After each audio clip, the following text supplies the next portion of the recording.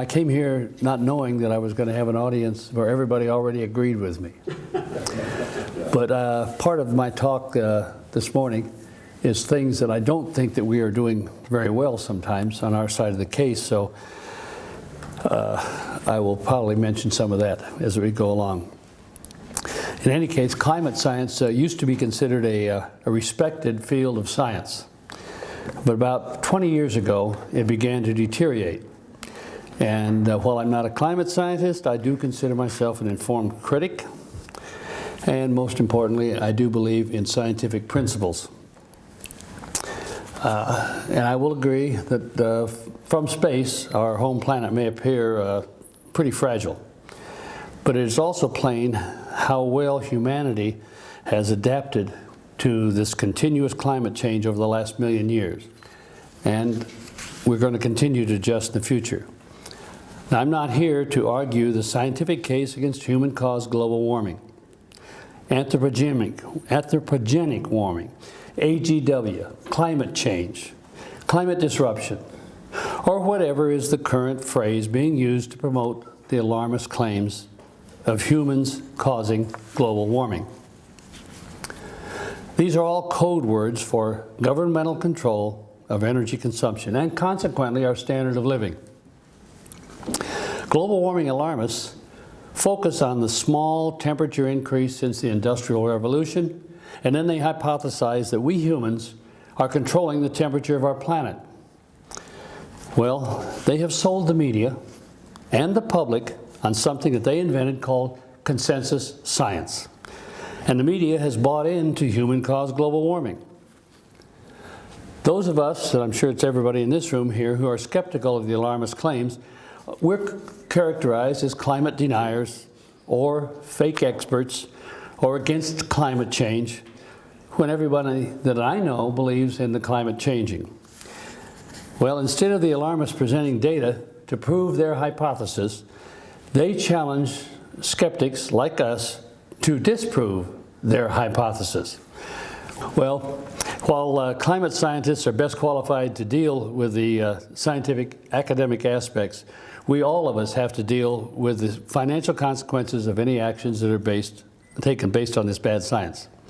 Well, today's war on global warming is a fight to avoid the economic destruction of our society and the lowering of our standard of living. I'm going to start with the only evidence I have found that might support the alarmist claims. And this is to loosen you up at the beginning of this. The temperature of our planet has been changing for 4.8 billion years. And the last time the temperature and carbon dioxide levels were both simultaneously this low together, really, and it's near their historical low levels, is about 300 million years ago.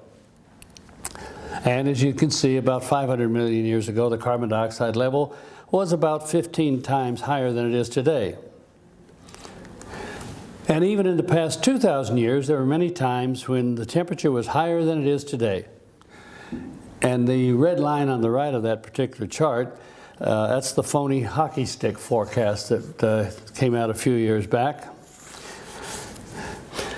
The public really doesn't know what to believe about humans causing global warming. The alarmists have been hammering at us for about 30 years now. Most of the media are what I call true believers. Excuse me. Politicians, in the absence of knowledge and understanding about climate science, have put themselves out on a limb from which they find it very difficult to retreat. Empirical data collected over centuries established a provisional theory of climate change. Scientists have long known that the sun, oceans, and variations in the Earth's orbit are the principal drivers of climate change. And while we may not fully understand all of the mechanisms or the interactions involved, after hundreds of years, it became the accepted theory of climate change. And scientists have always questioned accepted theories, even those that evolved over centuries. But for a new hypothesis to modify or replace an accepted theory, it must be supported by appropriate data. Well, back in the 1980s, a small group of individuals became concerned about the Earth's temperature and what it might do in the future. Now, I hesitate to call them scientists because they have abandoned the scientific principles by which their guess about future temperature increases and its cause could achieve scientific acceptance or rejection. They hypothesized that warmer temperatures were a threat to humanity, that carbon dioxide levels were abnormally high, and that higher levels of carbon dioxide were bad for humanity, that warmer temperatures will be worse for the world, and that humans were capable of overriding natural forces to control the Earth's temperature. Well, only a couple of years earlier, some of those same scientists were arguing that the imminent threat was global cooling that would eventually trigger an ice age. Actually, that was closer to reality than what they're talking about now. Their new hypothesis that human-caused carbon dioxide was responsible for global temperature increases was a challenge to the accepted theory of climate change. And for a new hypothesis to be accepted by the scientific community, it must be confirmed by considerable evidence, and it must survive all of the attempts to disprove it. Well, the hypothesis that human-generated carbon dioxide is the principal driver of the Earth's temperature has not satisfied either of these criteria. However, too many people today are unable to distinguish between science and non-science. The alarmist hypothesis gained immediate traction with the environmentalists and the green movement, with the media, and eventually with many politicians. In the absence of supporting data, alarmists are appealing to the public, where politics, media, and money play very important roles. Well, this is a controversy that should not be resolved in the court of public opinion or the political arena. It should be resolved in the court of scientific inquiry and based on empirical data. Alarmists like to refer to the correlation between temperature and carbon dioxide levels. Well, here is some empirical data going back about 130 years. Now, is there a closer correlation between temperature and carbon dioxide, or between temperature and solar activity? On the left there.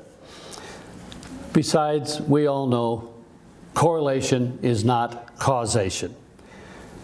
If it was, look at this.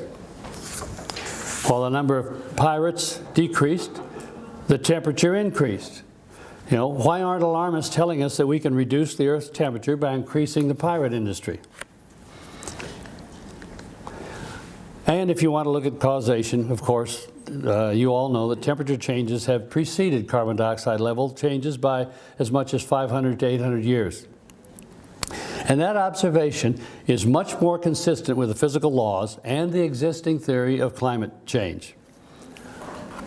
The one thing that alarmists are able to cite in support of their simplistic hypothesis are the mathematical models which they developed to prove that human-caused carbon dioxide is a dominant factor in controlling the Earth's temperature. Well, unfortunately, climate models have never successfully predicted anything. And models are based on assumptions, or opinions, if you will. And if the bases for these assumptions are wrong, the results can never accurately predict future behavior. All of us, we should be emphasizing that models are not data.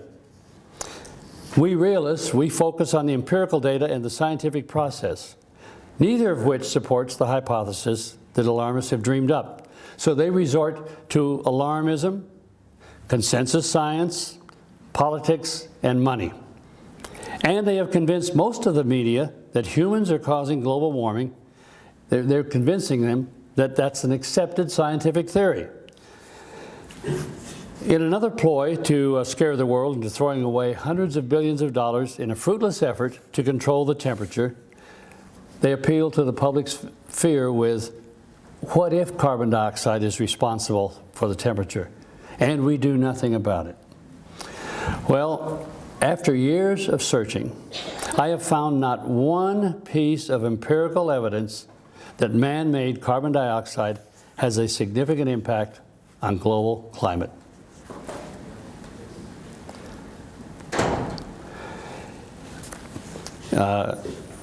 That's understandable when you consider that man-made carbon dioxide represents only 0.001% of the atmosphere. And in my personal questioning of some of those alarmists, I have to tell you, I have yet to find one that even acknowledges or maybe even knows how small that human-caused carbon dioxide is. Well, with history, facts, and scientific theory all on the side of us climate science realists, why is climate change such a controversial issue today? Well, it's because I believe that the global warming war is being fought on 4 fronts. It's on the scientific front, the media front, public perception front, and the political front. We climate science realists, we've been fighting on the scientific front, and we appear to be winning the scientific battle. Today, we need to focus our attention on public understanding of the issues. The real battle today, and where skeptics appear to be losing, is on the media front. The media plays the most influential role in the public's perception and, to some degree, with the politicians. Don't forget, he who controls the vocabulary controls the argument. The alarmists have seized the semantic high ground. It's a tactic that has helped move the subject away from the scientific arena and into the political and economic arenas. The media, the public, and most of the politicians have very little scientific literacy. But there is some rare exceptions, of course. And they show very little interest in gaining this capability. But that does not prevent the media from playing a major role in this fight. And this is the fight that I think we need to be doing a much better job of. Journalists are in a position to influence a great many readers, and many of them are aggressively pushing human-caused global warming.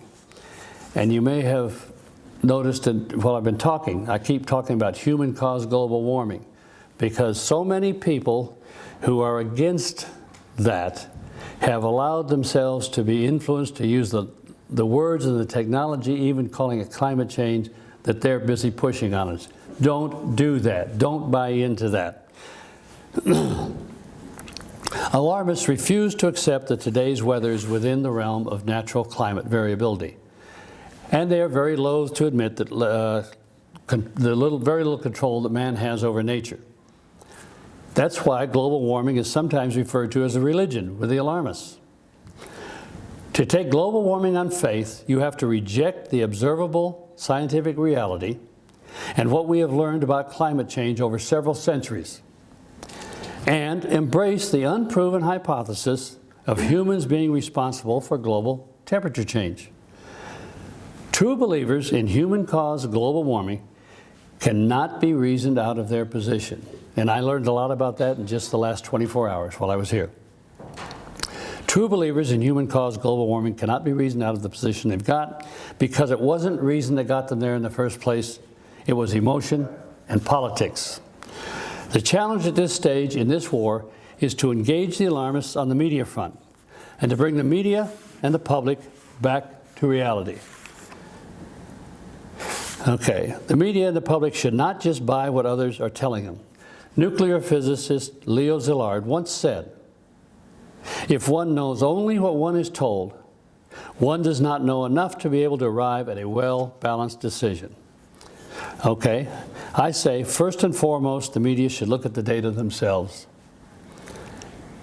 Secondly, we should make it clear that the argument is not about climate change, it's about the cause of climate change. When writing and speaking, realists should, like us, we should consistently refer to the alarmist claim as human-caused global warming, all 4 of those words, and not as anthropogenic warming, AGW, climate change, or climate disruption. And it should be made plain that alarmists are pushing a hypothesis, a guess based on their observations. It has not met the criteria for a theory. At this stage in the war on human-caused global warming, the battle for public perception may be more critical than the scientific fight. And this battle should not be beneath the dignity of climate science realists, especially when we are dealing with the media. Be willing to do some of these things that I've suggested. We should all look at the empirical data before forming our own opinion. Don't just buy the options, the opinions of others. And that includes me. Don't buy my opinion. Go look at the data yourself. Empirical data is not just another opinion. If you can read a historical graph or a chart, you have most of the tools to examine the empirical data and form your own opinion on the climate issue. Now, I have looked at the empirical data and concluded that the evidence does not support the alarmist hypothesis. And I will tell you this, the UN IPCC is not a good place to look for objective data. Having followed my own advice, I will close by sharing with you some of my conclusions. Number one, based on historical data, there is no reason to be concerned about today's temperature or temperature trend. Two, human-produced carbon dioxide plays a minuscule role in global temperature when compared to the natural factors, including the carbon dioxide produced by nature. Three, higher temperatures and higher carbon dioxide levels will save more lives than lower levels will. And four, it is a fantasy to think that humans can have a significant influence on global temperatures.